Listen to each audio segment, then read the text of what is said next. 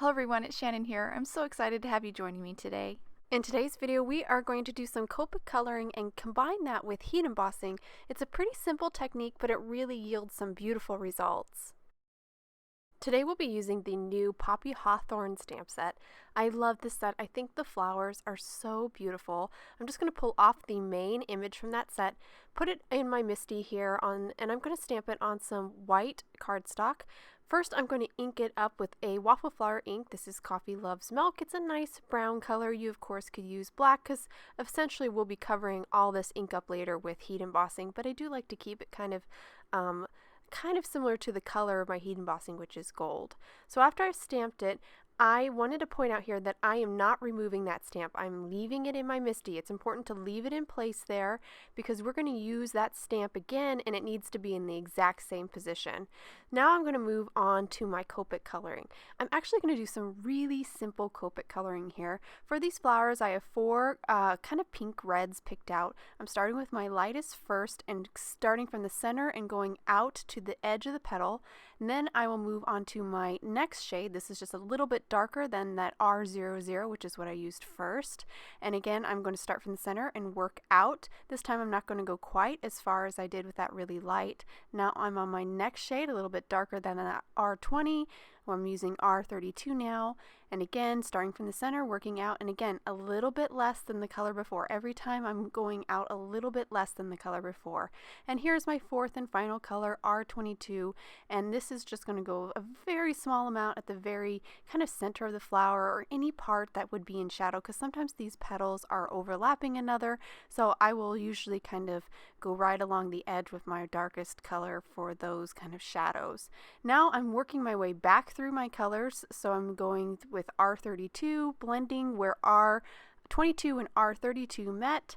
Then I'm moving to my next lighter shade, which is R20, and then I'll finish up with R00. Just kind of final blending out the transition of these four colors so I have a nice kind of pretty gradation on my flower. I did realize that I kind of missed R32 on this petal, so I'm going back over and fixing it real quick. And now I'm just darkening up some areas that would be in shadow, like this kind of part of the petal which is kind of cupped over. That part would be a little bit in shadow, and then quickly did the center with just one color.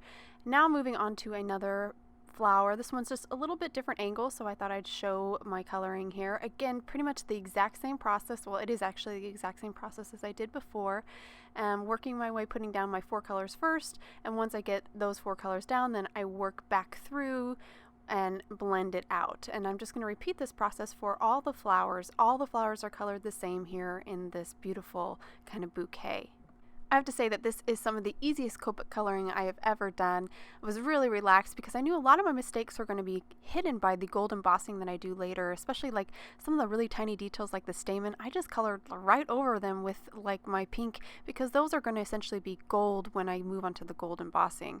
So now I'm working on my leaves, just three colors picked out from my leaves. The same process, start with my lightest, then my medium. Now I'm on my darkest shade, then blend back through very quickly. These leaves go really fast. They're very, very easy to do. And I actually include the whole process here in my video because it just went so fast. Usually I cut a lot of my coloring out because it's very repetitive, but this went really fast, and it's always fun to see kind of the whole thing kind of come to a completion. But again, this coloring was really easy and I really relaxed, enjoyed it. So here I'm all done, and now I'm going to move on to the heat embossing. So I have my MISTI again, and it has the floral stamp from before positioned exactly where it was. I did not move it at all. I'm going to put down some anti-static powder onto my flowers, and then I'm going to ink up the stamp with VersaMark ink, stamp it, and then I'll move on to my gold embossing powder here, pour on some gold powder, and then just tap off the excess, and then I will heat set with my heat gun. And the reason why we don't do our heat embossing before our Copic coloring, because you don't want to color over heat embossing, it will actually kind of stain your heat embossing, and it's not very good for your markers.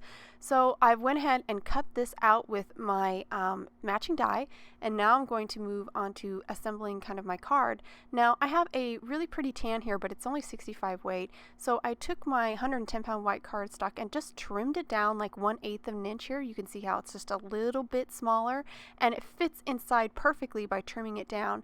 Now I'm going to put the two together, and I'm going to use a tape runner to do that. And again, that tan is only 65 weight, and I don't like that weight for card bases, so that's why I'm doing kind of this like two, kind of backing it up with a 10 pound base, because it just supports it better. But it also does like a really cool look, because you have like two tones or two colors now. You have kind of a white on the inside and the tan on the outside, so it's kind of a neat look. So I think this is a good trick if you have some lightweight cardstock that you really like the color of, but it's not very good for a card base. You can kind of back it up with a 110 pound card base. So now I'm moving on to stamping my sentiment. So I have my florals here, and I decided that this leaf was just sticking out a little too much. I don't like it when my foliage sticks really far out past my card base, because then you have problems getting your card into an envelope. So I just trimmed that leaf off, and I'm actually going to save it because I'll use it later. Now it fits a lot better, and I'm going to use those flowers to help me figure out where I want that sentiment to go. The sentiment says hello, and it's from the Poppy Hawthrown Stamp Set, so the same stamp set with the flowers, and I just inked it up in VersaMark ink and poured on some gold embossing and just did some more gold embossing to kind of keep everything consistent.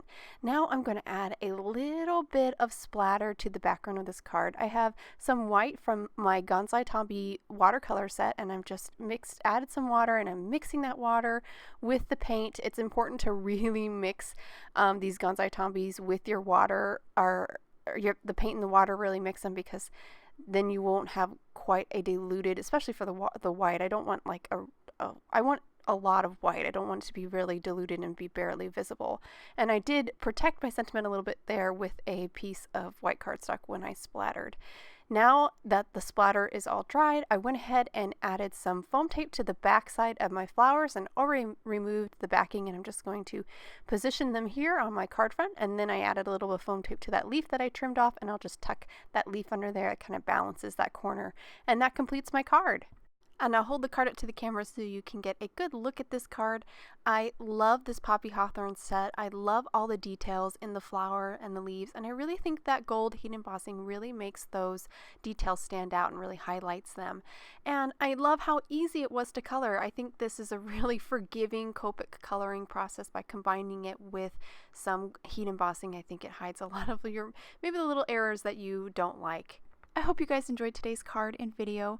If you want any more information about the products I use, please check out the links below. You can also check out my blog or follow me on Instagram as well, and I'll share those links in the description. Thank you so much for watching, and I hope you guys have a wonderful day.